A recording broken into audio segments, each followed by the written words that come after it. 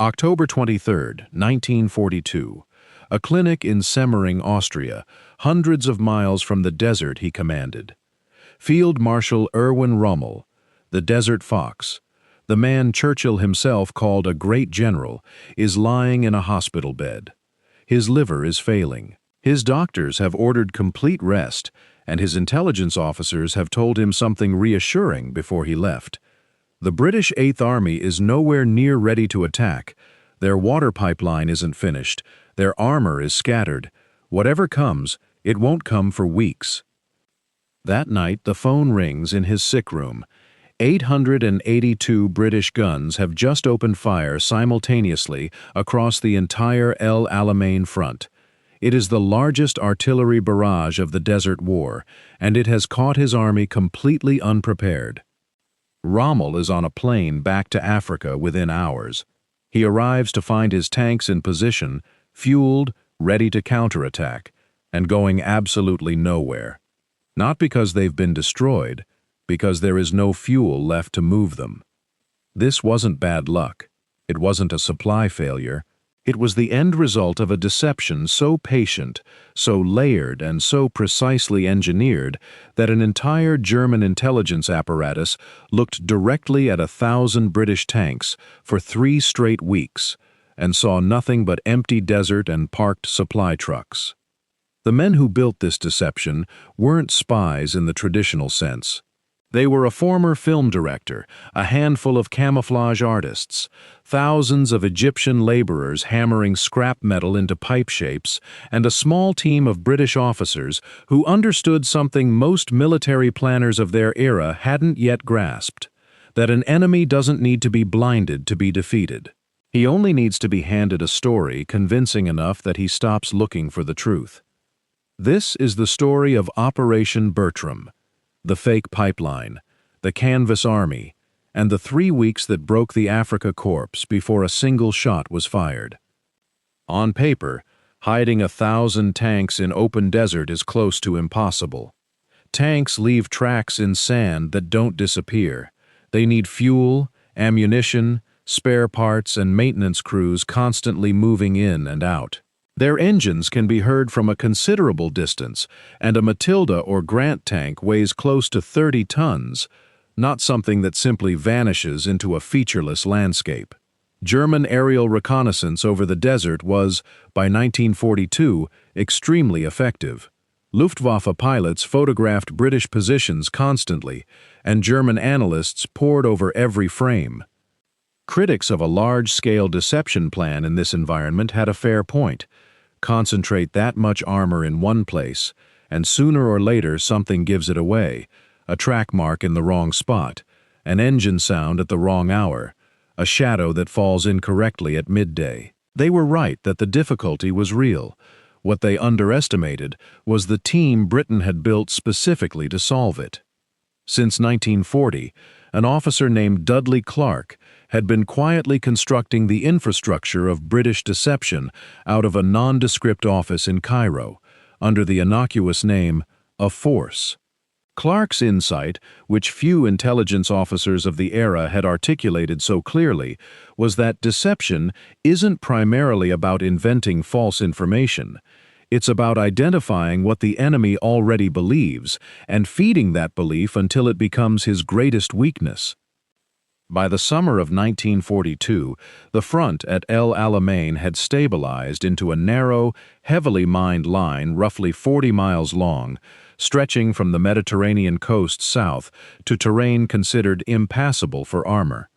Both sides had spent months trading advances and retreats across hundreds of miles of desert, each offensive eventually stalling as supply lines stretched too thin to sustain it. Rommel's Afrika Korps had come within striking distance of Cairo and the Suez Canal itself, and only exhaustion, his own supply lines now running nearly 2,000 kilometers back to Tripoli, had finally forced him to dig in rather than press the attack. When General Bernard Montgomery took command of the Eighth Army in August, he inherited both this static line and Clark's deception apparatus, and he had one enormous advantage. He knew, with near total confidence, exactly how German intelligence liked to think.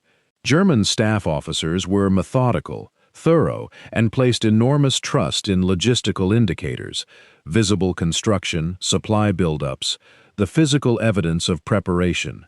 If you wanted to control what a German analyst believed, the surest way was not to hide the evidence from him. It was to hand him carefully manufactured evidence and let his own rigorous methods walk him to the wrong conclusion.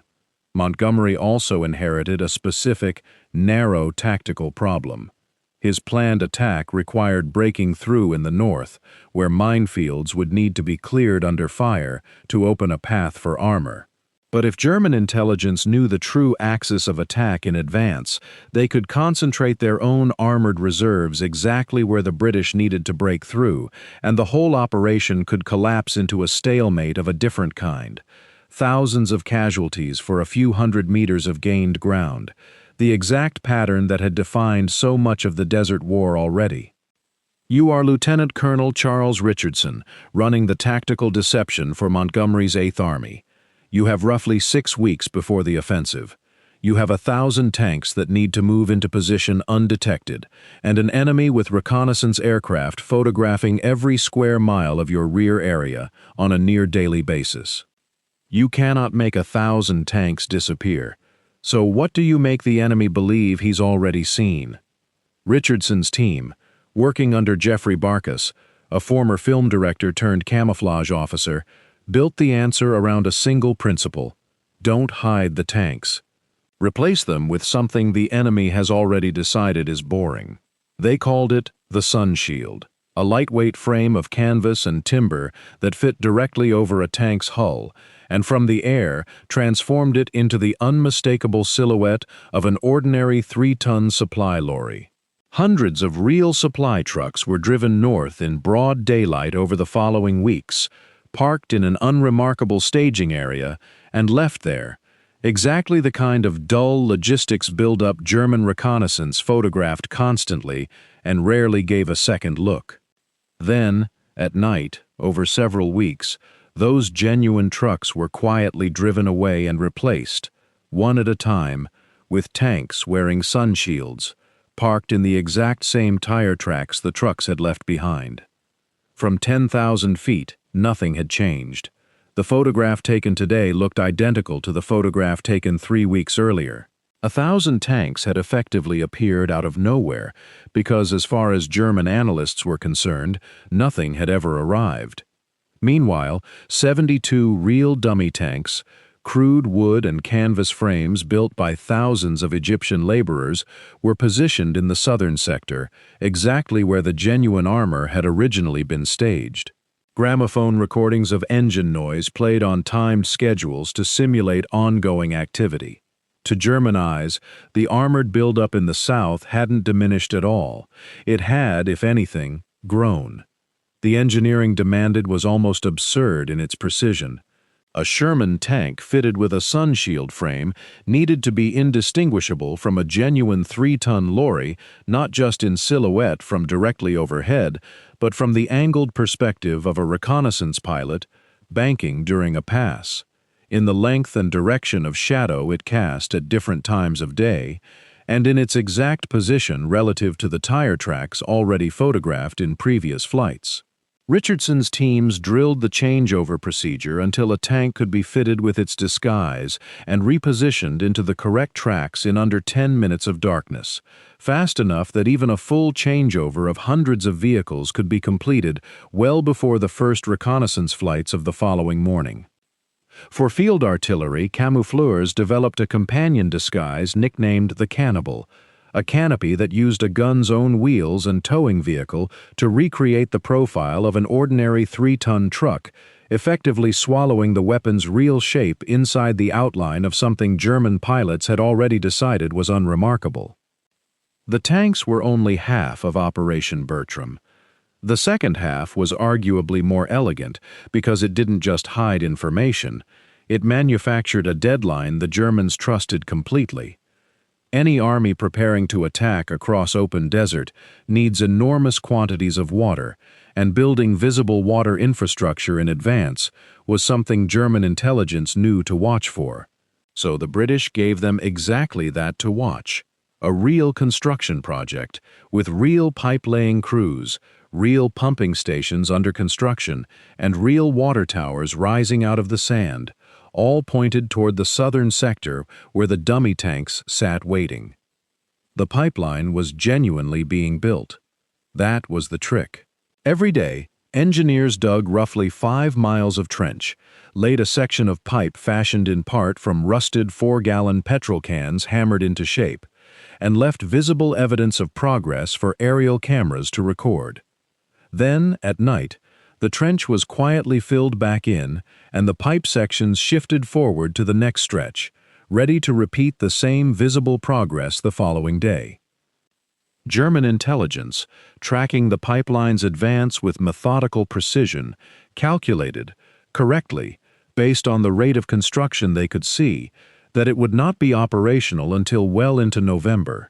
Any major offensive requiring that water supply, their analysts reasoned, was still weeks away. The actual attack was scheduled for October 23rd, 3 weeks earlier than the date the pipeline itself was quietly telling the Germans to expect. This is the detail that separates Operation Bertram from a simple camouflage trick. The British weren't only hiding what they had. They were constructing a false timeline out of an installation the Germans could physically watch being built, day by day, with their own reconnaissance cameras, and trusting their own analysis to draw exactly the wrong conclusion. Water wasn't a minor logistical detail either. It was existential. The Eighth Army's daily water consumption in the desert had reached roughly 7,000 tons, and any force preparing a major offensive would need matching infrastructure in place before it could move. German analysts understood this as well as anyone, which made the fake pipeline's slow, visible progress an unusually credible piece of evidence. It wasn't a rumor or an intercepted message that could be dismissed as disinformation. It was a physical structure, rising out of the sand a little more every day, that any officer could see for himself through a camera lens. In reality, the Eighth Army had already secretly pre-positioned roughly 600 water tanks directly in the attack zone, hidden among the same supply dumps that concealed fuel and ammunition beneath tarps and disused equipment. The genuine water supply for the offensive was already sitting exactly where it needed to be. The pipeline crawling toward the south was never meant to finish on time. It was never meant to be used at all. You are Montgomery now, in the final days before the attack. Every report from Richardson's team says the deception is holding. German reconnaissance photographs, when British intelligence manages to see summaries of them through other channels, appear to confirm it. Armor concentrations still marked in the south, no sign of alarm about the north. But you cannot know for certain what is happening inside German headquarters. If von Thoma's staff have seen through even one element of the ruse, a single misplaced shadow, one sun shield removed at the wrong hour, your entire northern assault walks into exactly the kind of prepared defense that would turn this into a bloodbath. You commit anyway, because the alternative, attacking without any deception at all, against a general with Rommel's reputation for counterattack, is a certainty of massive losses, not merely a risk of them. On the night of October 23rd, the guns opened fire. Montgomery's assessment, made without absolute proof, but with as much confidence as Clark and Richardson's work could provide, turned out to be exactly right. If you're the kind of person who likes seeing how a plan like this actually gets built piece by piece, go ahead and hit subscribe now, because what happens over the next few minutes, when this deception gets tested for real, is the part most people never hear about. Command of the Afrika Korps in Rommel's absence had fallen to General Georg Stumme, a competent officer without Rommel's deep instinct for British capabilities. Stumme's intelligence picture, assembled almost entirely from what Clark's operation had allowed him to see, told him the principal threat would come from the south and that it likely remained weeks away. When the barrage opened from the north instead, Stumi was not simply surprised. He was operating from a picture of the battlefield that bore almost no resemblance to reality. He died of a heart attack the following morning during a forward reconnaissance drive, trying to personally understand a battle that made no sense according to everything his intelligence staff had told him. General Wilhelm von Thoma, who took over Afrika Korps command, ordered the armored reserves forward as soon as the true direction of the attack became clear. The 21st Panzer Division, positioned in the south precisely because German intelligence had insisted that was where the danger lay, burned through a significant portion of its fuel, simply racing north to reach the actual fighting. By the time it arrived, it was operating on fumes. A recovered diary entry from a Panzer crewman of that division, written on October 26th, records the moment plainly. "We sit without fuel. The British are everywhere north of us." This wasn't chaos.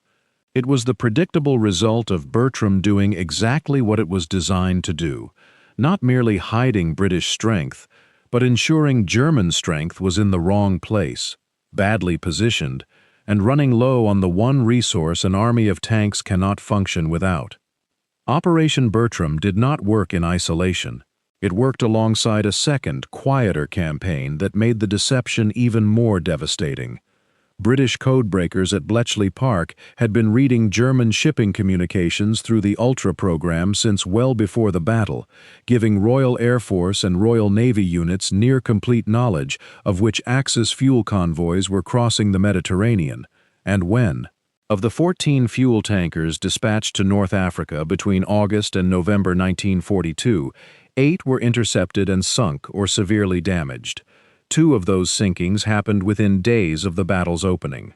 The tanker Proserpina, carrying 5,000 tons of fuel the Afrika Korps desperately needed, was destroyed in Tobruk harbor on October 26th, 3 days into the fighting. Rommel, back in command by then, wrote in his own diary that given the Allies' near-total control of the air and sea routes, it was doubtful the fuel his army needed would ever arrive at all. His intelligence chief, Major Friedrich von Mellenthin, later admitted after the war that his office had consistently received overly optimistic fuel estimates, reports that reflected what had been shipped from Italy, not what had actually survived the crossing. The gap between what Rommel's staff believed was available and what genuinely existed in his fuel depots had been widening for weeks before the battle even began, compounding an already fragile supply picture with false confidence at the exact moment accurate information mattered most. Bertram had told the Germans the wrong story about where the attack was coming and when. Ultra and the Royal Navy made sure that even if German commanders had somehow guessed correctly, they wouldn't have had the fuel to respond properly regardless. It was deception layered on top of attrition, each piece reinforcing the other, so that no single German officer, however sharp his instincts, had any realistic path to the truth in time to act on it. By November 4th, when Montgomery launched the final push to complete the breakthrough, the Afrika Korps had fewer than 80 operational tanks remaining. Rommel gave the order to retreat westward, with barely enough fuel to move his infantry, let alone mount any kind of organized mobile defense. Captured Axis reports, reviewed by British intelligence, afterward openly acknowledged that the collapse of the logistical picture had been decisive in preventing any coherent armored response during the critical opening days of the battle. Roughly 30,000 German and Italian soldiers were eventually taken prisoner as the retreat turned into a rout across Libya, and the Afrika Korps that had once threatened Cairo itself ceased to exist as an effective fighting force within months. The human cost on both sides was real and heavy. The Eighth Army lost roughly as many tanks in the fighting as the Axis did, close to 500 on each side, a number that on its own tells a story of brutal, evenly matched combat rather than a bloodless trick. But the deeper asymmetry mattered more than the raw numbers. Britain and its allies could replace 500 tanks within weeks, drawing on American production lines already running at full capacity. Germany, fighting simultaneously on the Eastern Front and stretched to the absolute limit of its supply lines in Africa, could not. When von Thoma himself was captured during the fighting, he sat across from Montgomery and reportedly confirmed exactly what British planners had hoped to hear, that German intelligence had believed the Allies possessed at least one more armored division than they actually did, and that the main attack had been expected from the south. Winston Churchill, briefed on the operation's role in the victory, credited what he called a marvelous system of camouflage with achieving complete tactical surprise. Operation Bertram wasn't treated as a one-time trick. Dudley Clark's organization documented every element of the plan: the false timeline built into a real construction project, the substitution of disguised armor for ordinary vehicles, the exploitation of an enemy's own careful analytical habits against itself. And when Allied planners began preparing for the invasion of France 2 years later, those documents went directly into the foundation of Operation Fortitude, the deception that convinced Hitler the real D-Day landings were a diversion from an attack still coming at Calais. The fake army groups, the manufactured intelligence feeds, the patient exploitation of what German analysts wanted to believe, all of it traced its lineage back to a stretch of Egyptian desert, a slow-moving pipeline built from scrap petrol cans, and a Sherman tank quietly wearing the disguise of a delivery truck. Every stratagem in this series comes back to the same principle. The most dangerous weapon in war is not always the sharpest blade or the largest army. It's the story the enemy chooses to believe. Operation Bertram didn't simply hide 1,000 tanks. It gave German intelligence a complete, internally consistent, entirely false version of reality, one built so patiently and so specifically to match what German analysts already expected to see that they never had a reason to question it. The pipeline didn't need to lie loudly. It only needed to move a little too slowly, day after day, until an entire army command staff calculated their own defeat with their own careful arithmetic. It is tempting to see this as a story about tanks and canvas and clever engineering, but the deeper lesson is about confidence. How an enemy's own trusted methods, their own habit of drawing careful conclusions from good evidence, can be turned into the very mechanism of their downfall. Rommel didn't lose at El Alamein because his army was weak. He lost because the picture in his headquarters was wrong, and no one there had any reason to think so. There's something almost unsettling in how little Bertram relied on outright lies. Nearly everything the Germans saw was, in some narrow sense, real. Real trucks, a real pipeline under real construction, real engine noise recorded from real tanks. The deception worked not by inventing fiction, but by rearranging true things into a false conclusion and trusting a careful enemy to do the rest of the work himself. Do you think Montgomery's decision to attack without absolute confirmation the deception was working was a calculated risk worth taking, or a gamble that simply happened to pay off? Would you have committed 100,000 men to a plan you couldn't fully verify? If this kind of hidden stratagem is your thing, hit like, drop a comment below with your answer, and make sure you're subscribed, because history has no shortage of lies that changed the world, and we're only getting started. And if you want to tell us which deception we should break down next, Operation Fortitude, the fake army that fooled Hitler about D-Day, or something even stranger, leave it in the comments. We read every one.